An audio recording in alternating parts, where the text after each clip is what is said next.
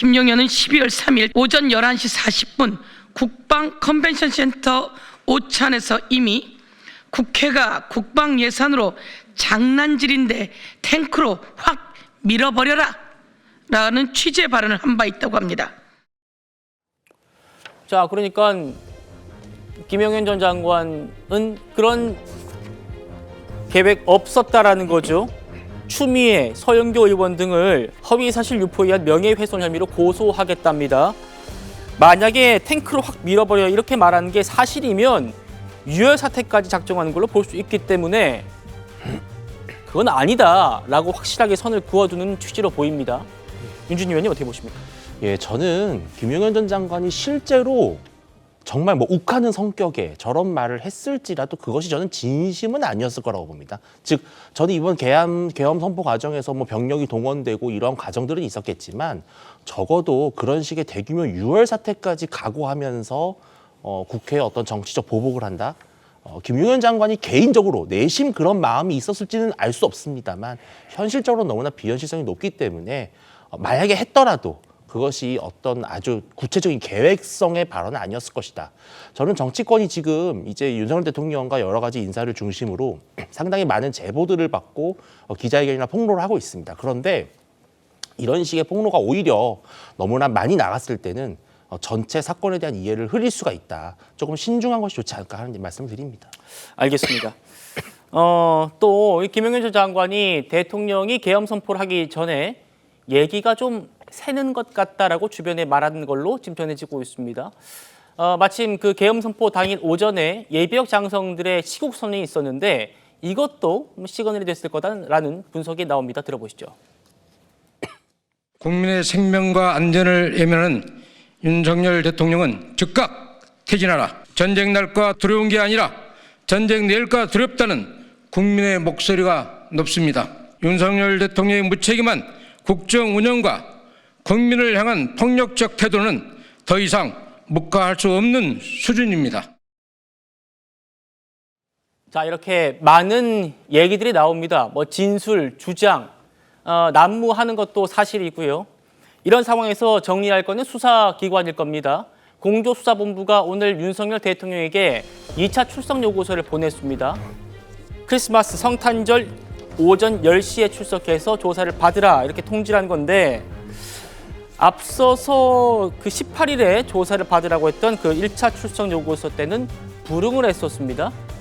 성친 부회장님. 예. 이제 수사기관 정리가 됐어요. 검찰은 아니고 이제 공수처로만 가면 되는데 아직까지 그 석동현 변호사도 이번에 부르면 나갈지 여기에 대해서 답을 확실하게 주지 않고 있단 말입니다. 대통령이 이번에는 어떻게 할 거라고 전망하십니까? 나오셔야죠. 대통령께서 뭐 법적 정치적 책임을 회피하지 않겠다라고 하셨는데 지금 왜 안 나오고 계신지 본인이 말하는 당당하게 임하는 게 이 수사를 회피하고 불응하고 이런 겁니까? 전 당장 나오셔야 된다고 생각을 하고요.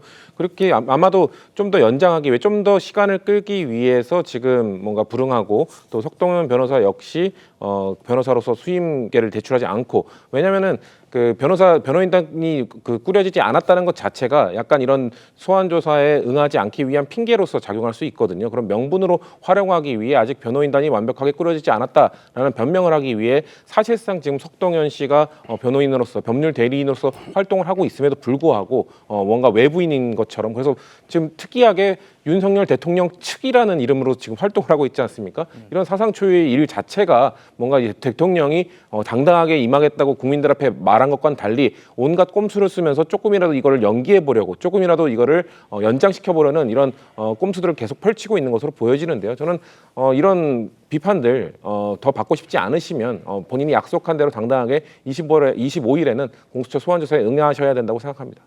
지금 공수처장이요. 공공연하게 2차 소환에도 응하지 않으면 긴급 체포할 수 있다. 그리고 체포 영장 청구할 수 있다. 이렇게도 얘기를 하고 있습니다. 대통령이 그 검찰 조사에 가지 않은 그 이유로 변호인단 구성 얘기를 꼽았었는데 정치 변호사님 어떻게 보십니까? 글쎄요, 일단은 뭐 대통령이 변호인단이 아직 꾸려지지 않았으니까 사실 이런 경우에는 법률적 조언이 아무리 대통령이 검찰총장 출신의 법조인이라고 하더라도 예. 그런 대통령이라고 하더라도 법률 변호사들의 법적 조언은 당연히 필요하다라고 생각할 수 있을 것 같고요. 그러니까 법률단이 꾸려질 때까지 기다려달라고 이야기하지 않을까 생각을 하고요. 그래서 제 개인적인 생각으로는 25일 성탄절인데 오전 10시에 출석하라, 이거는 조금 날짜로 보나 여러 가지로 보나 무리하다라고 주장하면서 출석하지 않을 것이다라고 저는 생각을 하고요. 예. 그러면 방법은 세 가지가 있습니다. 첫 번째는 네. 체포하는 방법이 있고요. 긴급 체포라든지. 예. 그런데 대통령에게는 어쨌든 경호 직원들이 있기 때문에 그렇죠. 체포가 쉽지 않을 것 같고, 그렇다라고 하면 영장을 청구하는 방법이 있는데 체포영장을 청구하거나 아니면 사전구속영장을 청구하는 방법이 있는데, 체포영장 청구해서 체포가 된다고 하더라도 또 구속영장 청구해야 되거든요. 그러니까 만약에 진짜 공수처를 비롯한 공수본에서 영장을 청구하겠다는 그런 생각이 있으면 체포영장보다는 사전구속영장 쪽이 더 가능성이 있지 않을까, 저는 그런 생각 듭니다. 네.